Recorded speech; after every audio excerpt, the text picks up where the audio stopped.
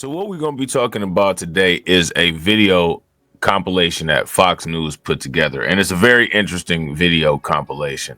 And what it is it is a collage of a bunch of Democrat, simp, leftist commentators and media outlets blaming everything and everyone else other than Kamala Harris for her 2024 defeat to Donald Trump. And I think that's interesting. And the reason why I think that that's interesting is because it shows the Democrat culture.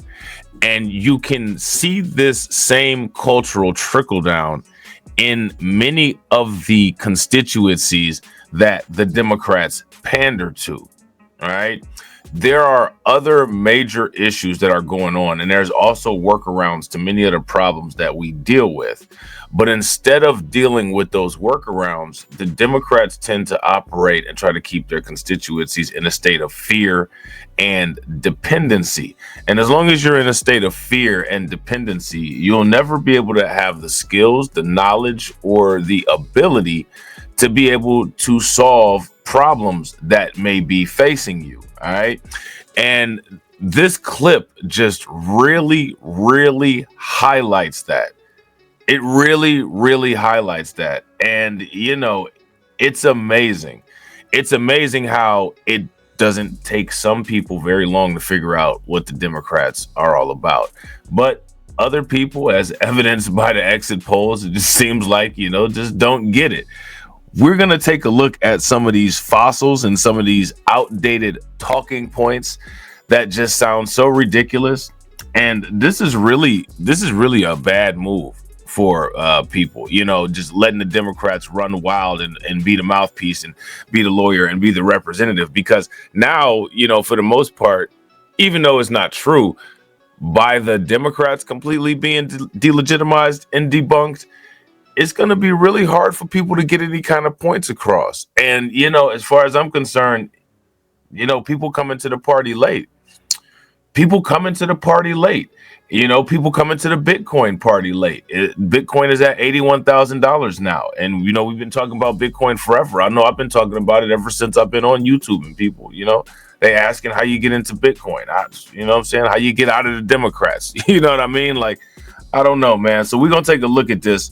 We're going to listen. You see the first one up on the screen here is your boy Al Sharpton. And I mean, people have listened to this clown for years. And I don't know what they've been listening to because he never says anything. But, you know, they've been listening to this pulpit preacher, you know what I'm saying? Just a grifter that hasn't done anything. And I'm going to show you what he's going to revert to. I'm going to show you what he's going to revert to. None of these people are living in reality. I want you guys to pay very close attention. The Democrats are blaming people that voted for them for their laws. Cannot ignore there is still a lot of racism and gender bias in this country. And I think for us to ignore that. So I think that is interesting. So because Kamala Harris lost, that's indicative of racism and gender bias. What about the racism of Kamala Harris acting like she's somebody that she's not and using identity politics to attempt to appeal to a base of voters that doesn't move against the Democrats anyway? I think that that's interesting. And not try to bring that front and center so we can heal that would mean that we would end up in the same place. Kamala Harris is a woman of color in an interracial marriage, running as a woman to be the head of state. What does that have to do with any type of qualifications? What does that have to do with anything?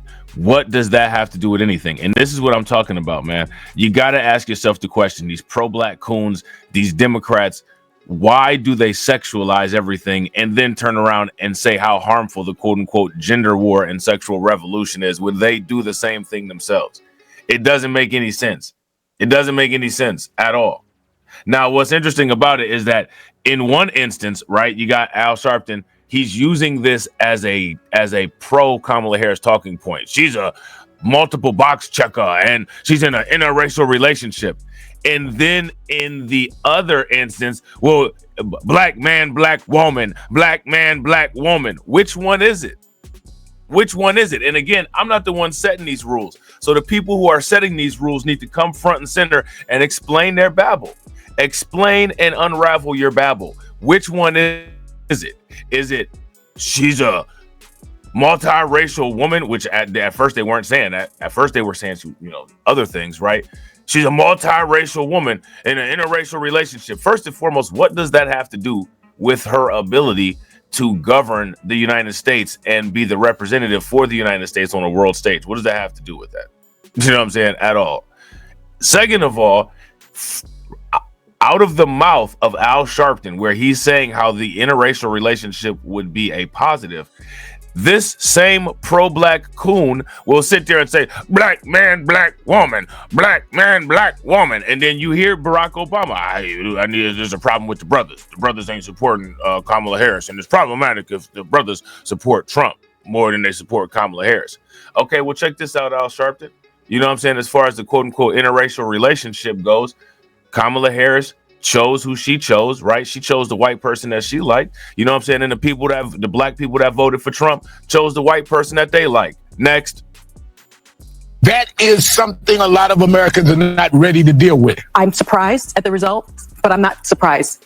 As a woman of color, I was so hopeful that a mixed race woman married.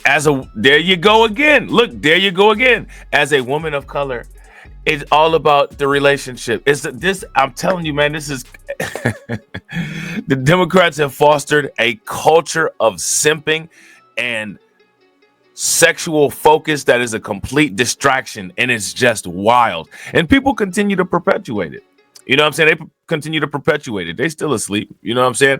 She's sitting up here talking about this. And again, I'm not the PP police, right? The PPP, the triple P police. I don't do that. But what I don't understand is that what does that have to do with your ability to do your job? What does that have to do with your ability to do your job? You know what I'm saying? Kamala Harris couldn't even successfully campaign. You think she's going to be able to successfully run the country? But the things that we're supposed to focus on are not any technical skills. They're not any showing of her ability. It's just she's a multiracial woman raised in a middle-class neighborhood that's married to a white man. You know what I'm saying?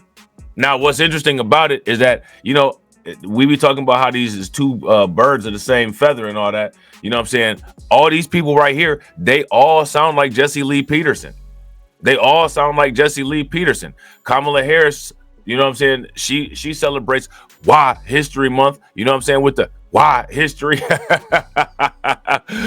of her anniversary, right? You know what I'm saying? So in her anniversary month, she definitely, you know what I'm saying? She's definitely celebrating why history month. You know what I'm saying? Hey, ain't nothing wrong with that, right?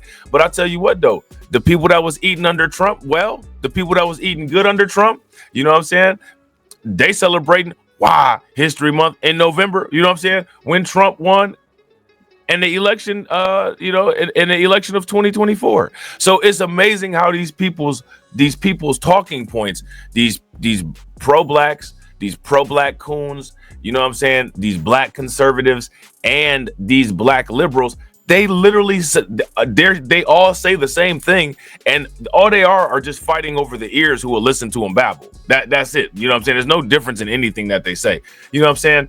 And again, what does who she's married to have to do with her ability to do her job? I don't understand why all of these people these are the very people that say the government should stay out of your bedroom. But then when they need to get your support, the first thing that they talk about or the first thing that they show is what's going on in their bedroom. I don't understand. To a Jewish guy could be elected president of this country. And I think that it had nothing to do with policy. I think this was a referendum of cultural resentment in this country. Pointing back to 2016, sexism, I'm going to say also racism and bias. If it's a referendum of culture in the country, then my question for Sunny in regards to her talking points is, how do you explain the 300% increase in people that voted for Trump? What's going on with those people? Now, we know what Sunny's assessment of those people are. Sunny's assessment of those people is that she ignored everybody else who voted for Trump and called black men crazy and insane. Which, if you ask me, very indicative of how she treats her husband if she doesn't agree with what her husband says. That's his ally, right? That's his queen.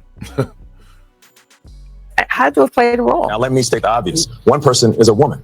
And this now makes Trump 2 for 2 in beating out a woman to become our president. Let me just ask this simply. It could be tough to answer. Is this country not ready for a woman to become president? It's not tough to answer. And clearly the answer is no. None of the women who have been presented, no, the country's not ready for them to be president. The country's not ready for a Hillary Clinton. The country's not ready for a Kamala Harris. The only people that have put women forth is the Democrats, and people don't like the Democrats for the most part anyway. I mean, this dude is a straight up, you gotta, the dudes are the worst because the dudes are the ones who facilitate the nonsense from the females. They're the ones that enable it. Anytime you see out of control women, it's because of a lack of male stability.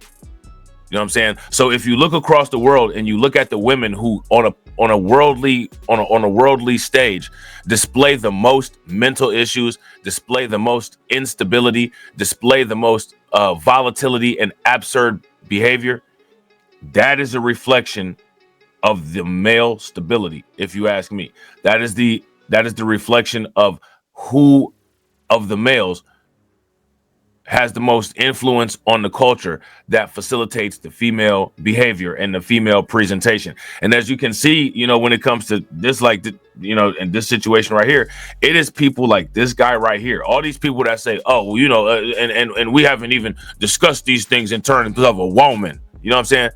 All these people that talk like this, these are all simps. These are all simps. And I just want people to sit back and look what simp culture has done.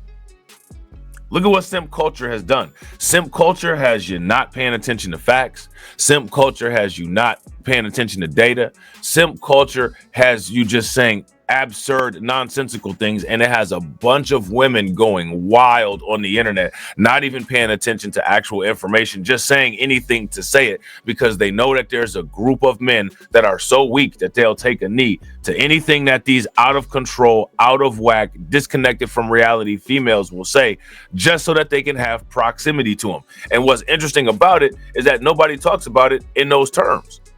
Nobody talks about it in those terms. If you ask me, there's no reason for the exit polls to look how they look. And, you know, there's people that are defending the exit polls. They're saying that, you know, there's information that's not included. I wouldn't disagree. I wouldn't disagree with that. I never made the claim and said that there wasn't. But what's presented is the exit polls.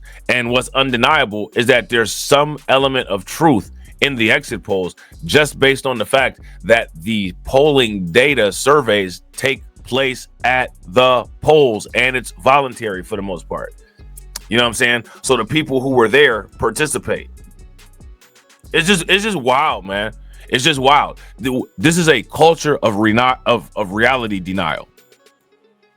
If you were a 6'4" white man from Arkansas or from, you know, Florida, and she ran a good middle of the road campaign talking about reaching out, do you think she would be losing by that much? If she could like chew tobacco and carry a shotgun and talk about football and be a guy's guy, I mean, well, didn't Tim Walz try that?